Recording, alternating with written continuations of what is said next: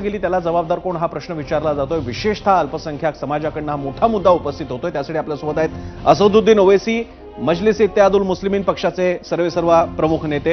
असदुद्दीन ओवैसी जी, आपका स्वागत है एबीपी माझा में। मेरी सबसे पहला सवाल होगा, आपकी प्रतिक्रिया क्या है, क्या सोच रहे हैं आप आज के इस रिजल्ट के बारे में, आज के इस मुंबई उच्च न्यायालय के इस रिजल्ट के बारे में, इस कमेंट के बारे में?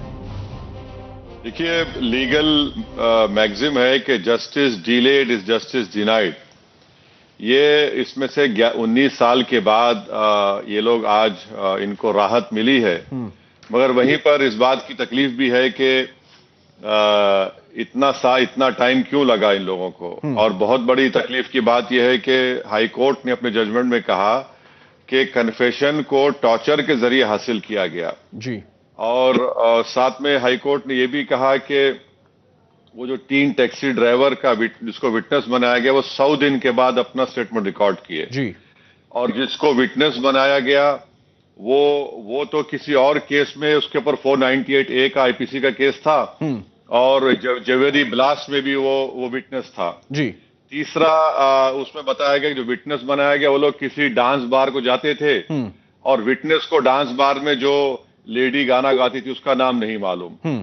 साथ में कोर्ट ने यह भी कह दिया कि उनका जो आईडी परेड हुआ तो वो स्पेशल एग्जीक्यूटिव ऑफिसर को ऑथोराइज नहीं था। और फिर साथ में ये बताया गया कि इसमें जो आरिफ और मोहम्मद अली है जी, इनको मालेगांव 2006 में एक्यूज बनाया, जिसको एनआईए स्पेशल कोर्ट ने उनको बरी कर दिया जी।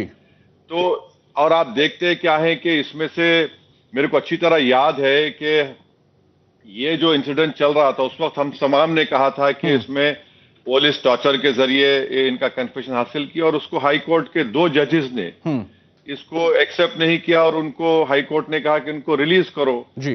तो ये महाराष्ट्र गवर्नमेंट को चाहिए कि उस वक्त के जो एटीसी के जितने ऑफिसर्स थे इस इन्वेस्टिगेशन में, जिन्होंने इनको सिर्फ मजहब की बुनियाद पर पकड़कर जी इनको टॉर्चर किया, उनका कन्फेशन लिया जिसको हाई कोर्ट ने निकाल दिया जी, तो महाराष्ट्र सरकार को चाहिए कि वो एटीएस के ऑफिशियल्स के ऊपर कार्रवाई करे। और उस वक्त जो डीसीपी साहब थे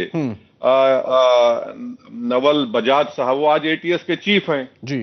तो ये तो बहुत बड़ी तकलीफ की बात है। और फिर आप देखते क्या है कि इसमें से 2 भाई हैं, फैसल और अश्विनी, फैसल और मुजम्मिल।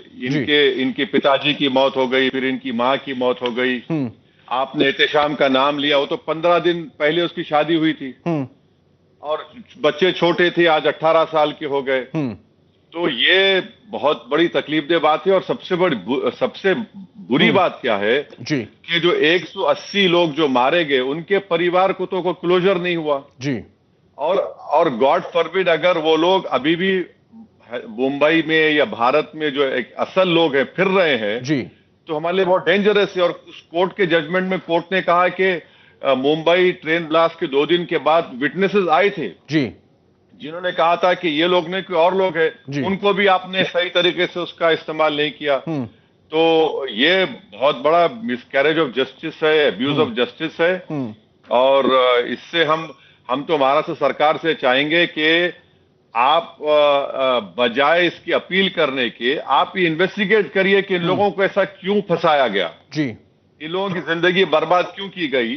और साथ में असल जो खाती है, असल जो जिम्मेदार है जिसमें 180 लोगों की मौत हुई, उनको हम लोग ढूंढ निकालें, इन्वेस्टिगेट करें। और एटीएस को अपोलोजाइज करना चाहिए जी कि याद रखिए कि आपने उस वक्त तो एक थ्योरी बना दी, एक कहानी बना दी जी, और फिर टीवी मीडिया के जरिए से इन तमाम को आपने गिल्टी करार दिया। आप देखिए 19 साल हो गए, जिसमें से A1 तो बेचारा वो तो दुनिया में नहीं रहा, उसका तो डेथ हो गया जी। तो ये पूरी चीजें हैं। ओवैसी जी, ये एक बात बताइए, इस पूरे वाकया के बाद अब महाराष्ट्र सरकार जो हमारे मुख्यमंत्री देवेंद्र फडणवीस हैं